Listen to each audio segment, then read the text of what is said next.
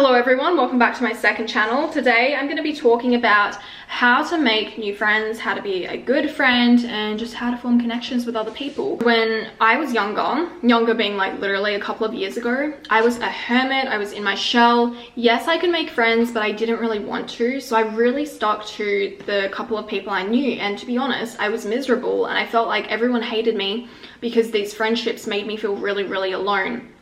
It wasn't until my breakup that I forced myself to go out and make friends, and I would say now that I have a lot of amazing friends. I've met a lot of people I also do not connect with. I absolutely love doing it now, and before, what scared me actually, and I remember because I wrote this in my journal, I said, I'm afraid to go out and meet new people because I feel incredibly misunderstood, and I feel like when people meet me, they misunderstand me. And that makes me feel like sad, or similarly to how I felt in high school. The truth is, like, there's gonna be people who make you feel this way, and those people are not for you. If someone makes you feel bad, they're just not your friend, or they're not gonna be a good friend to you. And like, fuck them, it doesn't matter. But you're going to meet amazing people who make you feel seen, who you get on with really well. The world is literally your oyster. Like, it is easier than ever to make friends online, to find communities, because people want connection, they want friends, especially in a world that is so disconnected yet connected. It is more easy to make friends now. So yeah, for the introverts who are like, oh, but I'm too scared to meet people, I really don't know what you want me to say. Also, I recommend meeting a lot of people, say yes to everything, go to events, network, whatever, because the more people you meet, the more you will realize that you just naturally do not mesh with everyone. When I was younger, in my little network in uni, I didn't match with a lot of my friends, and I would really blame myself. I would be like, oh, this is a me issue, there is something wrong with me, until I got older and I met a lot more people, and now I have, you know, great friends, and I just realized naturally you really just don't match with some people. Now obviously, if it's been years, you have a pretty big data set,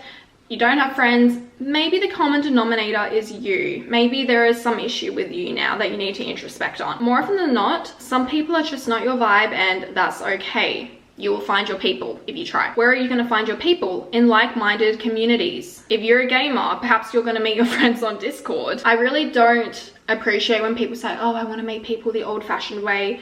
Well, we live in a modern society, we have technology at our disposal, social media, and you can either hate it or utilize it.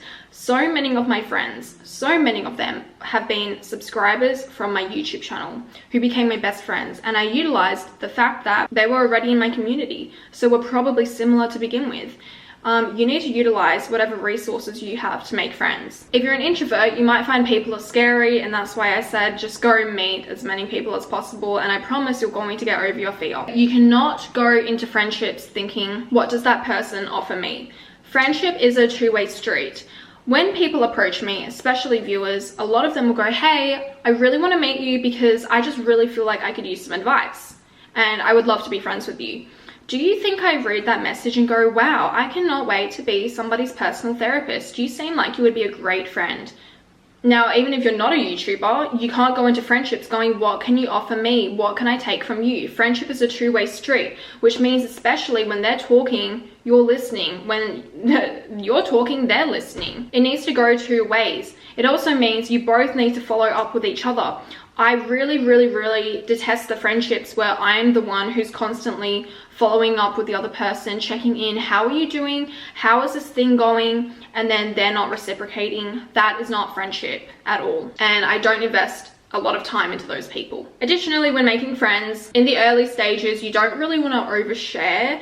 I know a lot of people will tend to overshare because they think this is how I'm forming a bond. Actually, I talked about this in one of my videos a few years ago, but there was some research paper that demonstrated people who overshare actually frighten the other person, especially if that other person is very like mentally healthy and stable, because most people, they don't want to deal with your trauma. They've just met you. You don't need to tell them what your entire lore. They don't need to know your lore yet. You know, obviously everything is circumstantial. Perhaps the other person is oversharing as well, and then you feel safe to overshare, and then this creates a bond.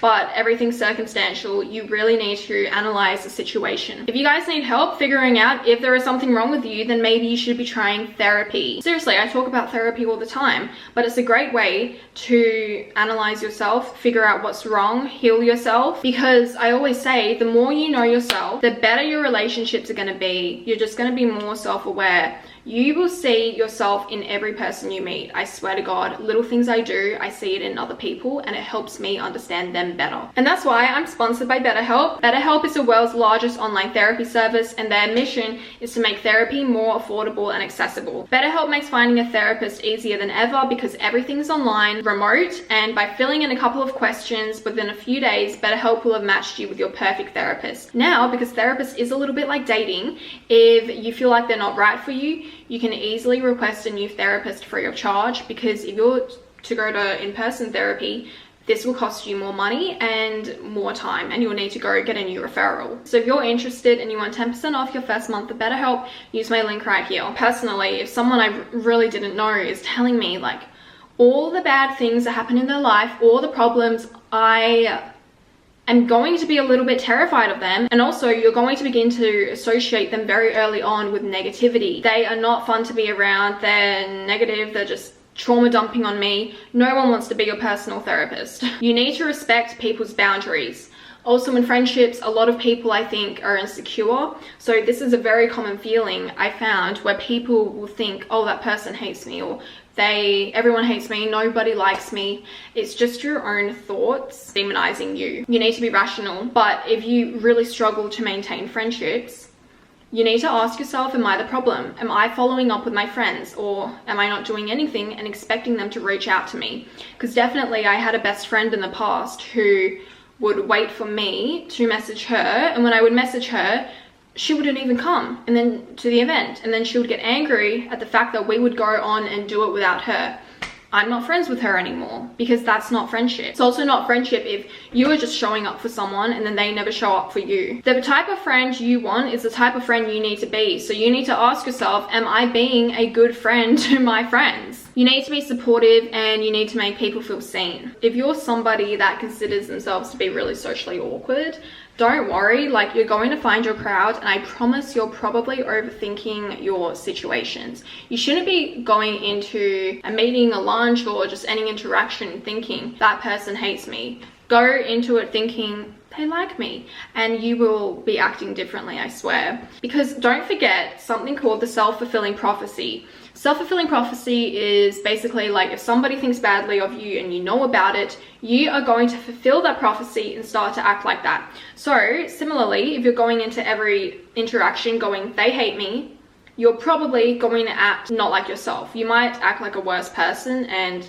I know I do. And at the top of my head, thinking about people who I've met who I don't want to be friends with, they are people who, when I meet them, they don't make me feel seen, and they make me feel alone, or they don't follow up on our interactions. They forget everything I say. They're not reciprocal with the friendship, or they only talk about themselves, use me as a therapist, or they trauma dump.